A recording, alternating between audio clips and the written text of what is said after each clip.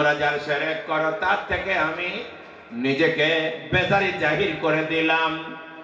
হযরত ইব্রাহিম এইভাবে আল্লাহর ইবাদত করছেন, আল্লাহকে খোঁজাখুঁজি করছেন।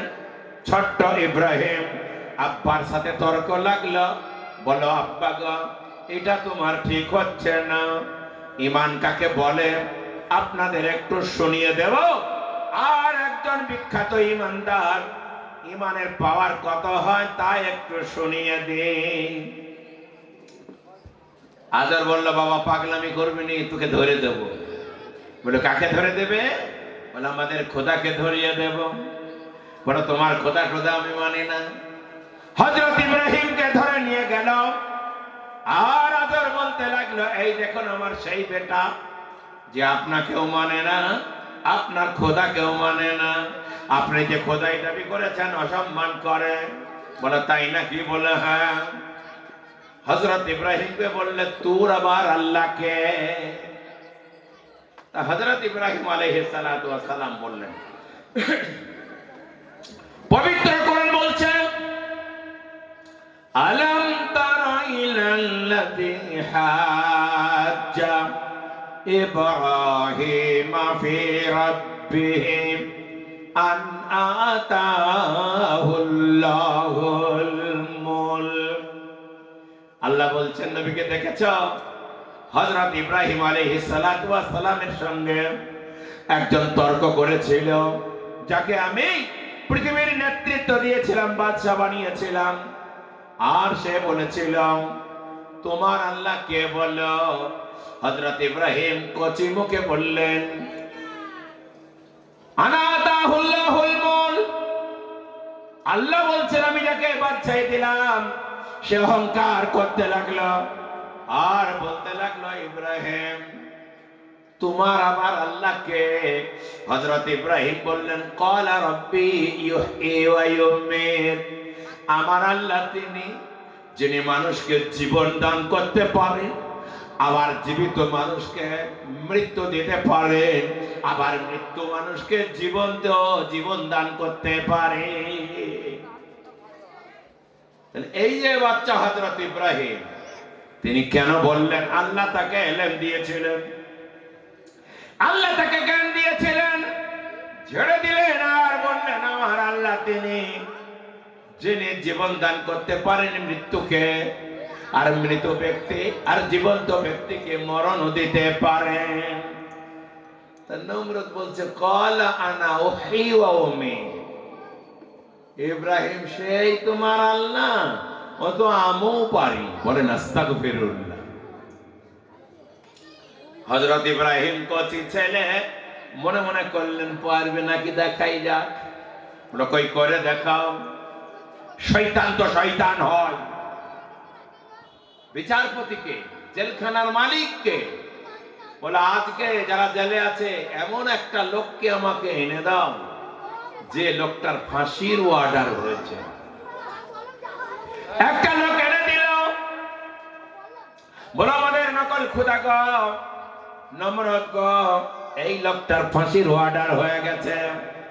নমরুদ বলল, ইব্রাহিম তুমি ভালো করে দেখো, এই লোকটার ফাঁসির অর্ডার মানে হলো এই মৃত, আমি তাকে ছেড়ে দিলাম, যা বাড়ি চলে যাও। আর একটা লোককে ডাকো। আর একটা লোককে ডাকা হলো। বলো তাকে ডাকো যার কোনো পাপ নাই, দোষ নাই, বিনা কুসুরে খালাস। বলো তাই নাকি? ডাকা হলো। বলো দেখো এই ব্যক্তি জীবিত, এর কোনো দোষ নাই, দোষী প্রমাণিত হয়নি, বিনা কুসুরে খালাস।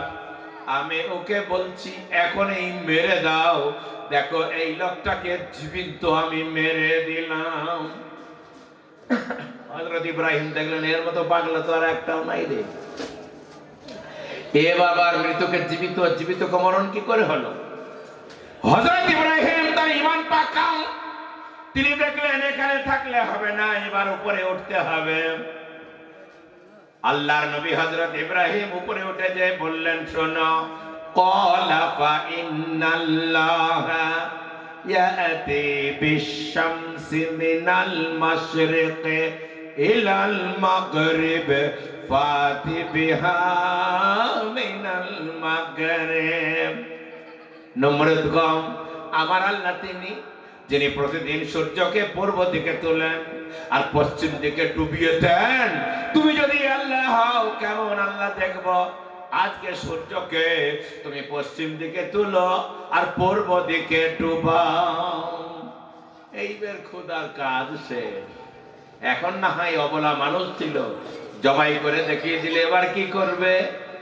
আল্লাহ বলছেন কাফের ফাবহিতাল্লাযী কাফার, কাফের হাক্কা বাক্কা হয়ে গেল, পেরেশান হয়ে গেল, আর বলতে লাগলো আমার সঙ্গে বিয়াদবি করো, তোমার বিচার হবে। বলে তুমি এত কি বিচার করবে?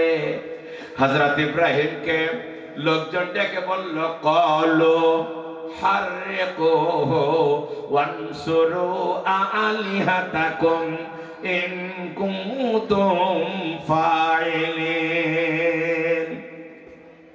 নমরুদ বলে দিল এর জন্য বিরাট বড় অগ্নিকুণ্ড করো আর তাকে পুড়িয়ে ছাই করে দাও, যাতে করে তোমাদের মাবুদের সাহায্য করো।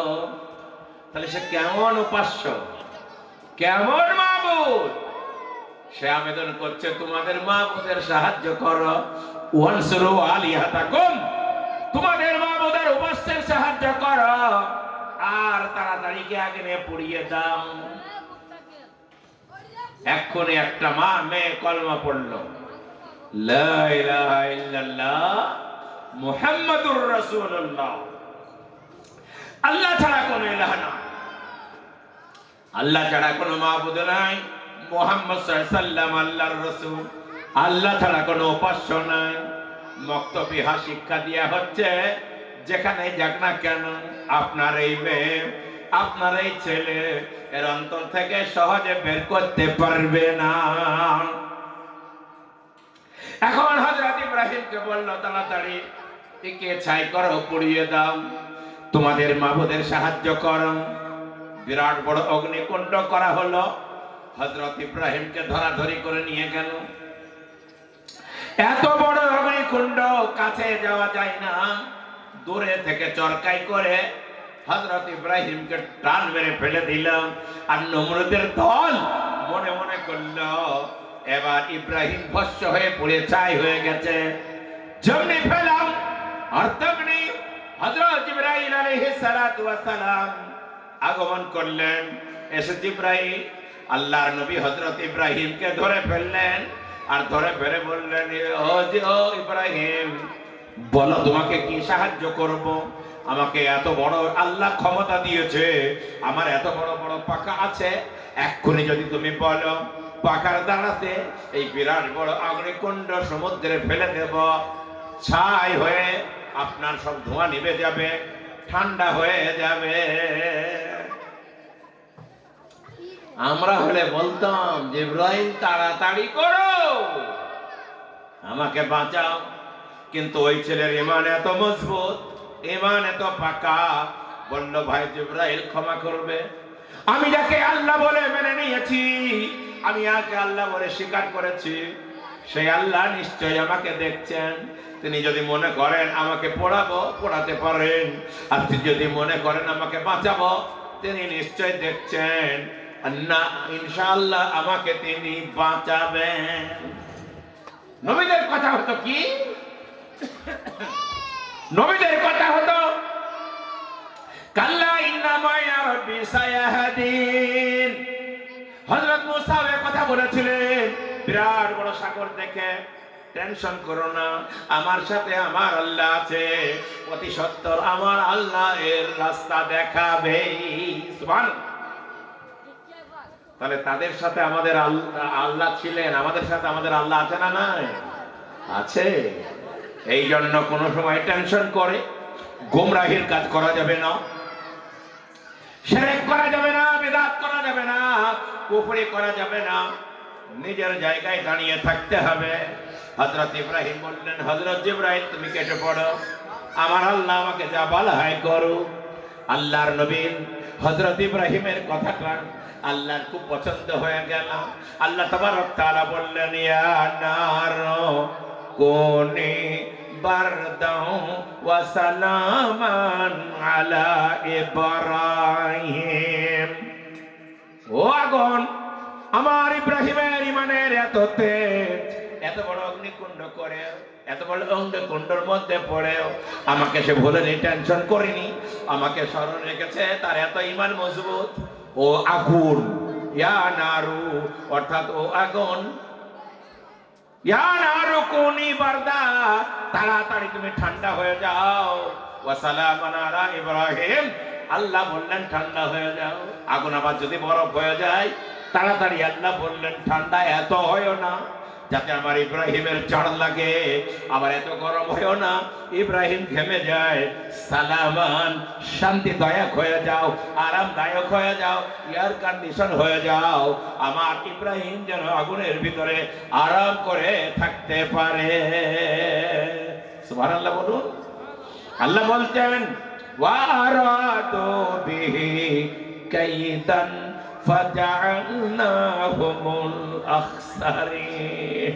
তারা চক্রান্ত করেছিল, আর আমি আল্লাহ তাদের চক্রান্তকে ধূলিসাৎ করে দিলাম, তাদের চক্রান্তকে আমি খতম করে দিলাম।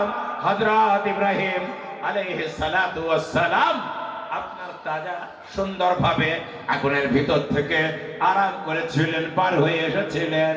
আল্লাহ তাবারক তাআলার পিয়ারা বান্দা, আমাদের ঈমান যদি এইভাবে মজবুত হয়, আমাদের বাচ্চাদের ঈমান যদি এইভাবে মজবুত হয়, আমাদের ছেলে মেয়েদের ঈমান যদি মজবুত হয়, পাহাড় যদি চলে আসে, ঝড় আসে, তুফান আসে, আপদ আসে, বিপদ আসে, তারা কখনো তাদের ঈমান থেকে হটবে না।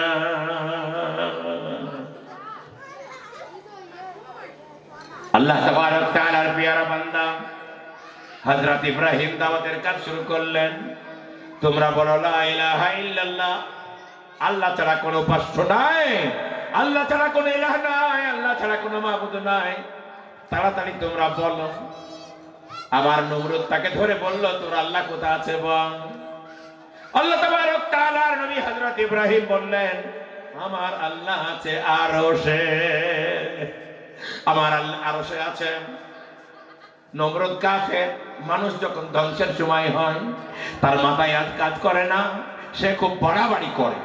তার যখন ধ্বংসের সময় হয়ে যায়, তার ব্রেনে আর কাজ করে না, অত্যন্ত বাড়াবাড়ি করে। তাই করতে লাগলো।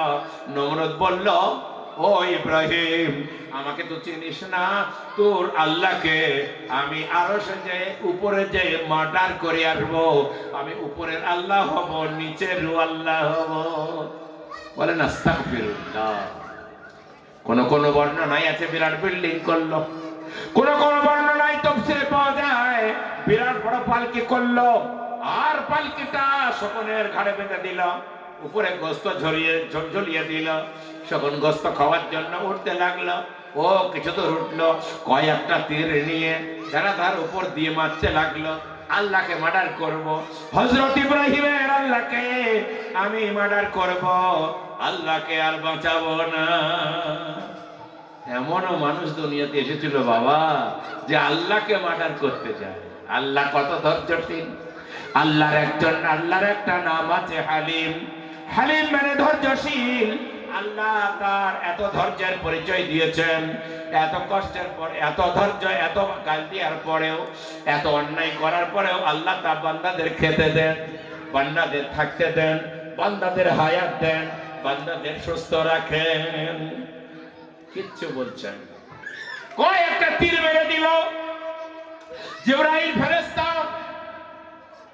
আল্লাহ বললেন, ও জিবরাইল, ওর তীর গলা ধরো।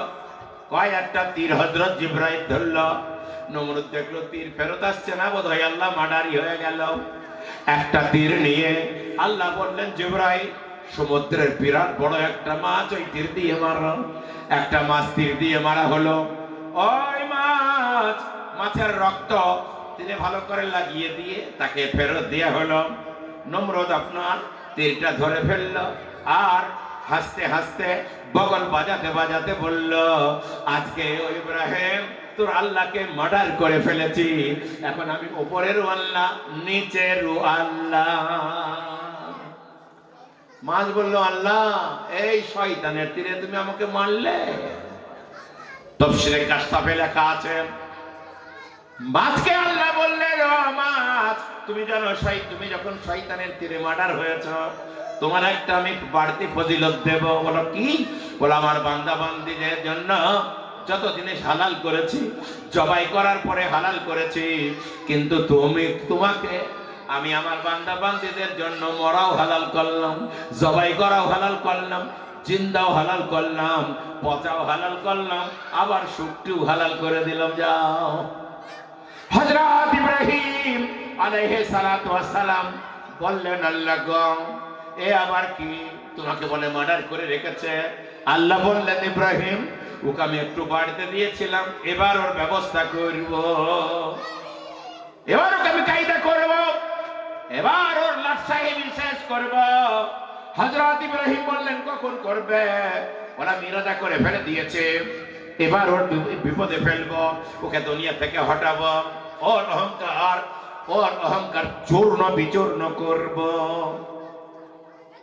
যেমনি বলেছে আর তেমনি পৃথিবীর সবাই আল্লাহর কাছে আবেদন করতে লাগলো, আল্লাহ গো, নমরুদকে তুমি মারবো বলেছো, ও মারার দায়িত্বটা আমাকে দাও, আমি খানিক মারি। হাওয়া বললো, আমাকে দাও খানিক লেখায়। পানি বললো, আমাকে দাও খানিক চুবড়ায়। আর বাঘ বললো, আমাকে দাও, শয়তানকে আমি ভালো করে চিবিয়ে চিবিয়ে খাই। পাহাড় বললো, আমাকে দাও খানিক চাপা দেই। নবী আমার বলেছেন, আল্লাহ যাকে ভালোবাসে ফেরেশতা জিবরাইলকে বলে দেয়, এটা আমার ভালোবাসা। ফেরেশতা জিবরাইল আবার সব ভাইকে বলে দেয়, পৃথিবীর সব ভাইকে বলে দেয়, সবাই তাকে ভালোবাসতে লাগে। আর আল্লাহ যাকে রেগে যায়, দুশমন বলে দেয়, জিবরাইলকে বলে দেয়, এটা আমার দুশমন। জিবরাইল আবার ফেরেশতাদের বলে, সব বারে অন্তরে তার দুশমনি চাপিয়ে দেয়। আল্লাহ বলেছেন, মারবো। এজন্য বললাম, পৃথিবীর সব ভাই বললো, আমার জিম্মাদারি দিয়ে দাও, আমি ওকে ভালো করে সাইজ করি। কাউকে দায়িত্ব দিলেন না, আল্লাহ দিলেন একটা মশাকে দায়িত্ব। যা, তোকে দিলাম দায়িত্ব, ওই নকল খোদাকে সাইজ কর। একটা মশা দায়িত্ব পেয়ে নমরুদ ঘুমিয়েছিল, নাকের ছিদ্র দিয়ে যে মগজে একটা কামড় মারল, এক ইঞ্জেকশন মগজে মেরেছে মশা। আর খোদার কাজ সারা। তখন অপারেশন হতো না, সিটি স্ক্যান হতো না, ফটো তোলা হতো না। নমরুদ বাপরে মারে বলে কাঁদতে লাগলো, কি সর্বনাশ হয়ে গেল, বাঁচাও বাঁচাও বাঁচাও, আমি আর মাথার যন্ত্রণায় বাঁচিনি, বাঁচাও।